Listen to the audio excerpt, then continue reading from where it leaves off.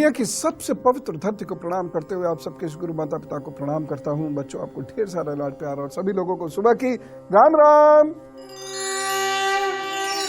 मैं जो आज आपसे बात करने जा रहा हूं ये बहुत महत्वपूर्ण है। हम सब लोग ज्यादातर बात करते हैं मेरी आर्थिक उन्नति होगी कि नहीं होगी, मुझे नई नौकरी, ज्यादा तनख्वाह कब मिलेगी, आदि आदि।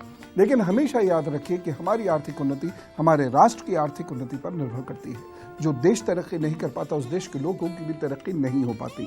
और देश की तरक्की भी केवल देश के ही नहीं होती है। आजकल का जो अंतर्राष्ट्रीय परिदृश्य है वहाँ पूरा विश्व सिमट कर एक वर्चुअल वर्ल्ड बन गया है, एक वर्चुअल विलेज बन गया है और यहाँ पर सब एक दूसरे पर निर्भर होकर आर्थिक उन्नति करते हैं। लेकिन ग्रह योग इस प्रकार के हैं कि विश्व में मंदी आएगी। मैंने 1 जनवरी को आपको आगाह किया था और बहुत सारी चीज़ों के बारे में आपको बताया भी था और आप लगातार देख भी रहे होंगे कि वो वैसे ही हो रहा है। ये ग्रह चाल है, स्पष्ट संकेत देती है, बस उसे हमें सही से समझना होता है और उसके अनुरूप चलेंगे तो चीज़ें हमारे लिए बेहतर होती चलेंगी। देश की कुंडली के हिसाब से देखें तो आर्थिक हालात बहुत अच्छे नहीं हैं और पूरे विश्व के आर्थिक हालात आने वाले समय में और कमज़ोर होंगे, जिसका सीधा असर हमारी इनकम पर पड़ना ही है। लाजमी है, ये तो होगा ही होगा। हाथ और कुंडली से बहुत सारी चीज़ें हमें पता लग सकती हैं।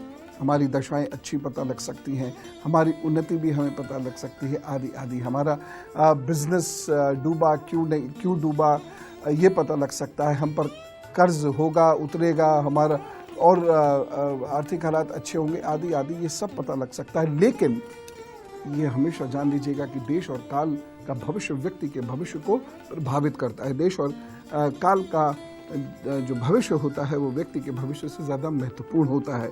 इसीलिए सामान्यतः हम योगों को देखकर कहेंगे कि आपके तो आर्थिक हालात बहुत अच्छे होने वाले हैं, लेकिन यदि देश के आर्थिक हालात बहुत अच्छे नहीं हुए तो आपके भी नहीं होंगे। कुंडली के कुछ योग ऐसे बता रहे हैं कि आने वाले वक्त में देश के आर्थिक हालात बहुत अच्छे नहीं हो पाएंगे। ऐसे समय में आपको कुछ सावधानियां रखनी पड़ेंगी, क्योंकि जो ग्रह देश को प्रभावित कर रहे हैं उस सब का असर आप पर पड़ेगा, किसी न किसी रूप में पड़ेगा। इसीलिए इस बात को बहुत ध्यान से सुनिए, जिससे कि आपकी समृद्धि आदि पर इसका बुरा असर ना पड़े, आप भी उन्नति करें, राष्ट्र भी उन्नति करे। हमें देश के लिए क्या करना है ये आपको मैं गुरु मंत्र में बताऊंगा। अभी तो 2-3 चीज़ें ज़रूर आप ध्यान से सुनते चले जाइए। यदि परिवार में पितृदोष है या वास्तु दोष है या ऑफिस या फैक्ट्री का वास्तु आपका फेवर नहीं करता, या आपका चंद्रमा, आपका भाग्य स्थान, आपका दशम स्थान या आपका द्वितीय भाव कमजोर है, तो आपके पास कभी भी धन नहीं रहेगा। और ये जो वक्त है ये मैं खास तौर से इसलिए कह रहा हूँ, मैं आपकी निज बात को राष्ट्र के भाग्य से जोड़कर देख रहा हूँ। इसलिए इस समय में बहुत ध्यान से चलना होगा। खास तौर से इनकी कुंडली में अर्थ के योग वैसे ही कम है, उन्हें तो और भी ज़्यादा सोचकर चलना होगा। इसलिए इस बातों को समझते चले जाएं। जब ये परेशानियां होती हैं जो मैंने अभी बताई, तो आप जिस मात्रा में मेहनत करते हैं या आप पैसा लगाते हैं उसका लाभ मिलता नहीं।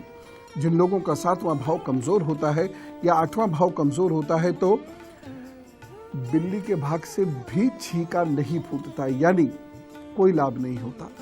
पत्नी या ससुराल या पैतृक संपत्ति, कहीं से कोई सुख नहीं मिलता। धन हो सकता है आ भी जाए, लेकिन धन रुकेगा तभी जब आपकी कुंडली का दूसरा, 9वां और 11वां भाव बहुत मजबूत हो। अन्यथा ये भाव यदि कमज़ोर हैं तो धन आकर भी चला जाएगा और कहाँ निकल जाएगा ये आपको पता भी नहीं चलेगा। अचानक आप बहुत गरीब हो जाएंगे। कब आपका व्यापार का पहिया घूमते घूमते कर्ज में फंस जाएगा ये पता भी नहीं चलता। एकदम हम गरीब होते चले जाते हैं, सब कुछ बेचकर कर्ज चुकाना पड़ता है, जबकि लगता तो ये था कि बिजनेस बहुत अच्छा चल रहा है।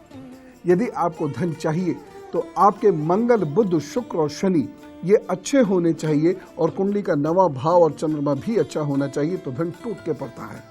ये योग किसी व्यक्ति कुंडली में है तो चाहे वो नौकरी करे या व्यापार करे, उसके पास धन आएगा और बहुत सारा धन उसका इकट्ठा होता चला जाएगा। आप कह सकते, उसको देखकर लगेगा कि ये व्यक्ति समृद्ध है। लेकिन बाकी लोगों की समृद्धि दिखे, धन रुके, इसके लिए बृहस्पति को मजबूत होना बहुत आवश्यक है। इस मंदी के दौर में, मैं इसे मंदी ज्योतिष के हिसाब से मान रहा हूँ, इस मंदी के दौर में जिसका चंद्रमा और बृहस्पति बहुत अच्छा है वो इस मंदी के दौर में भी कमा जाएगा। मजबूत है यदि किसी का मंगल तो जमीन के कामों से धनार्जन कराता है, चाहे वह कितनी भी मंदी क्यों ना हो और कैसे भी नियम सरकार क्यों ना बनाए, वह समृद्ध होते चले जाएंगे। देख लीजिए, अभी बहुत सारे बिल्डर्स की हालत बहुत बुरी खराब हो रही है, लेकिन बावजूद उसके कुछ बिल्डर्स चमकते चले जा रहे हैं और इसी समय में कुछ बिल्डर्स उठे भी हैं, नए उठे हैं। किसी भी व्यक्ति का सूर्य यदि मजबूत है तो सौभाग्य में बड़ी वृद्धि करता है और उसे अखंड रखता है, चाहे नौकरियों की कितनी भी कमी क्यों ना हो जाए। अच्छे सूर्य वाले व्यक्ति को नौकरी मिलेगी ही मिलेगी। अब जिसका सूर्य कमजोर है तो वह मायूस ना हो, उपाय करे। तो ये सारी जो बातें हैं इसका ध्यान रखना इसलिए बहुत जरूरी है और मैं बच्चों आपसे खास तौर से कह चुका हूं कि जल्दबाजी मत करना नौकरी बदलने में, नुकसान उठाओगे, क्योंकि आने वाले वक्त में बहुत सैलरीज की नौकरियां नहीं होंगी। मैं आपको ये स्पष्ट बता दे रहा हूं, लेकिन कुछ बातें मैं आपको डिटेल से बताऊंगा उपाय के साथ, उसे जरूर सुन लीजिएगा, अच्छा समय कट जाएगा। मेष, वृषभ, मिथुन और कर्क राशि का हाल। अब मुद्दे की बात पर पुनः आते हैं। हमें यह कैसे पता चले कि हमारी चांदी तो होती रहेगी, अगर मंदी भी है तब भी हमारा भाग्य हमें सपोर्ट करेगा। आइए मैं आपको दिखाता हूं, इसे ध्यान से देखिए। यदि ये सूर्य रेखा इस प्रकार से है, लंबी है और इस पर इस तरीके से कटी हुई चीजें नहीं है, ये सब नहीं है, तो कोई चिंता की बात नहीं है, आपकी स्थिति बेहतर बनी रहेगी। लेकिन अगर ये कट्स आ गए तो इस मंदी के शिकार आप होंगे, ये तय है। ये कट्स बहुत छोटे होते हैं, इतने बड़े नहीं होते, जब आप गौर से देखेंगे तो मिलेंगे, या इस प्रकार से ही छोटी छोटी रेखाएं मिल जाती हैं, उनमें ये कट्स आ जाते हैं। ये ध्यान से चलिएगा। दूसरी चीज ये है कि आपकी अगर ये उंगली सीधी है और लंबी है, इस वाली बृहस्पति की उंगली से ये वाली उंगली यदि ये लंबी है आपकी, तो निश्चित रूप से आप बेहतर स्थिति में होंगे। एक और चीज मैं आपसे कह रहा हूं कि ये आपकी जीवन रेखा, यहां से कोई रेखा इधर जाती है तो कितना भी बुरा वक्त आए आप नुकसान तो उठाएंगे, लेकिन फिर भी आपका कार्य चलता रहेगा। एक बहुत महत्वपूर्ण चीज है ये भाग्य रेखा।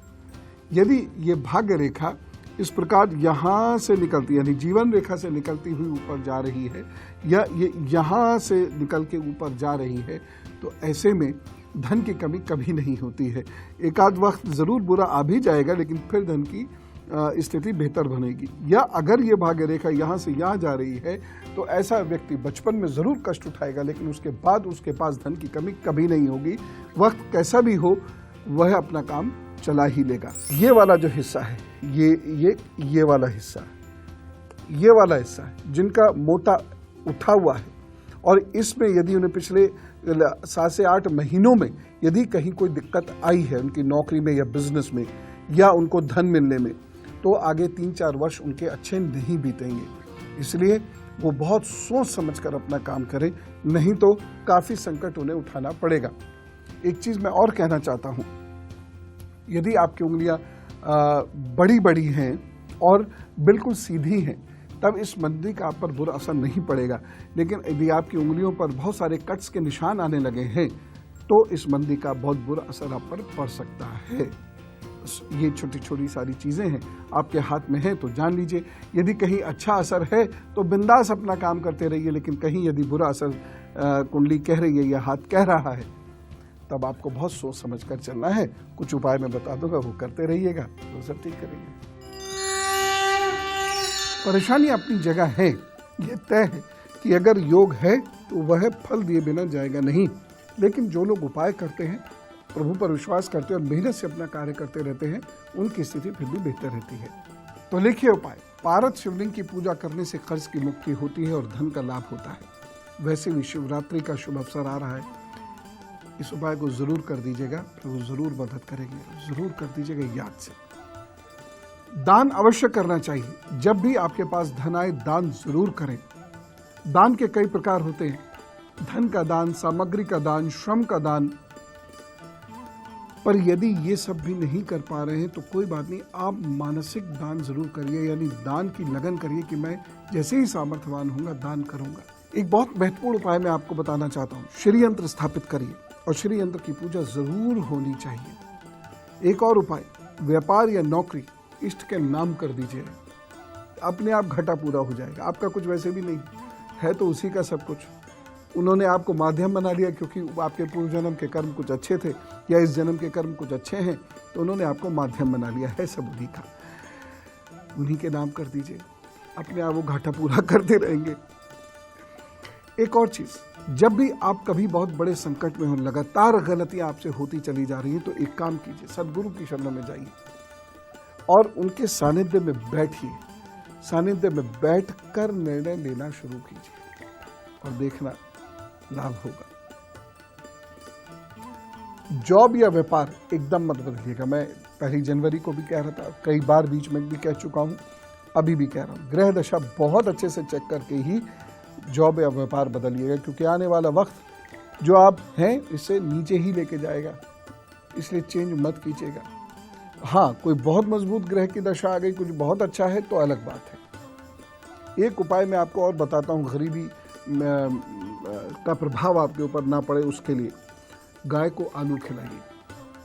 दूसरी चीज़, कन्यादान जरूर करिएगा, जीवन में एक बार कन्यादान जरूर कीजिएगा। तीसरी चीज़, कर्ज मुक्ति के लिए गजेंद्र मोक्ष का पाठ जरूर कीजिएगा। मैं इस पाठ का बड़ा मुरीद हूँ, ये अद्भुत कार्य करता है। इसलिए यदि कर्ज बहुत बढ़ गया तो गजेंद्र मोक्ष का पाठ करना शुरू कर दीजिए।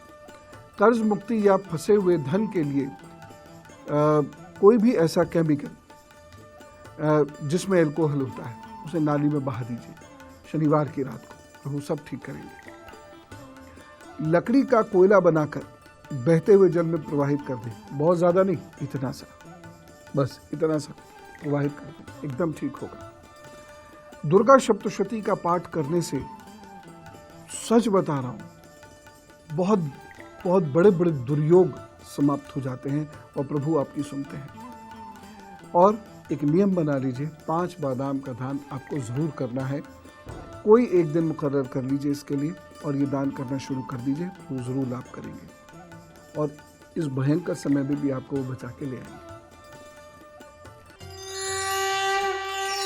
और अब गुरु मंत्र बहुत ध्यान से सुनिएगा, क्योंकि ये बहुत सारे लोगों को करना पड़ सकता है, जिनका भी व्यापार एकदम डूबे या जिन्होंने नौकरी बदली यह सोच के कि ज़्यादा तनख्वाह मिलेगी, मिली भी लेकिन 2-3 महीने बाद छूट गई, तो वो ये उपाय कर लें। गोमती चक्र एक चांदी की डिबिया में रखना है आपको और उस पर सिंदूर और अक्षत चढ़ाने हैं और ओम श्री नमः का जप करना है, सुबह शाम जप करना है, गहराई से, मन से, एकाग्रता से। उसके बाद अपने गुरु मंत्र या इष्ट मंत्र का जब भी आप कर सकते हैं तथा गायत्री मंत्र का जब भी आप कर सकते हैं, जो भी मंत्र करना चाहें आप इनमें से मंत्र कर सकते हैं। यह वो रास्ता है जो आपको किसी भी संकट से बचाएगा, निश्चित रूप से बचाएगा। मैं ये तो नहीं कह रहा कि संकट का ज़रा भी प्रभाव आप पर नहीं होगा, क्योंकि वह असत्य होगा, लेकिन ये संकट से बचा जरूर लेगा। अब 2 महत्वपूर्ण बातें। पहली बात, जो बच्चे एकदम नौकरी बदलना चाहते हैं कदापि मत कीजिए। बहुत सोच समझकर, और जिस कंपनी में आप जाना चाहते हैं अच्छे से उसकी हिस्ट्री को समझकर, उस प्रोजेक्ट को समझकर, उस प्रोजेक्ट में धन कहाँ से लग रहा है, वो सब जानकारियाँ इकट्ठी करने के बाद ही ज्वाइन कीजिएगा, क्योंकि बहुत सारे प्रोजेक्ट शुरू होकर फिर आगे नहीं रन करेंगे और आपकी नौकरी खतरे में पड़ सकती है। या आप नया व्यापार शुरू करने जा रहे हैं तो उस मार्केट की अच्छी से रिसर्च, 2 वर्ष तक वो कैसा रहने वाला होगा, इसको ज़रूर कर दीजिएगा, अन्यथा आपको नुकसान हो सकता है। तीसरी और बहुत और सबसे महत्वपूर्ण बात, आप अपनी पूजा में माँ भारती की शुभकामना के लिए ज़रूर प्रार्थना किया कीजिए, क्योंकि वह प्रसन्न है तो हम सब प्रसन्न हैं। उनकी प्रसन्नता से, उनके सौभाग्य से, उनकी संपन्नता से हर व्यक्ति जो इस भारत में रहता है वह सुखी, समृद्ध और संपन्न होगा। तो चलिए कल मिलते हैं, और आज आप खूब खुश रहिएगा और लोगों को खूब खुश रखिएगा। चिंता मत करना, बहुत उपाय हैं, कभी ईश्वर ना करे परेशानी महसूस हो तो लिख भेजिएगा, ठीक है। राम राम, नमस्कार।